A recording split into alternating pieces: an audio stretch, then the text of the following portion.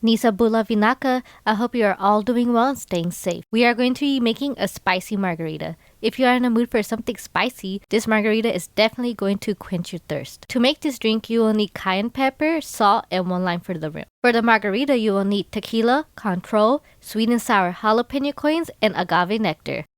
So what are we waiting for? Let's get started. First, you are going to mix equal amounts of cayenne pepper and salt on a flat surface. Then rim the glass with the lime, followed by the mix, set it aside. As I mentioned earlier, I am using jalapeno coins. I also cut part of the jalapeno in an L shape. It's in the L shape so that it will hang off of the glass. Then, we are going to muddle 4 jalapeno coins in an ice cube. You can muddle right in the tin. I'm using different glass for demonstration purposes.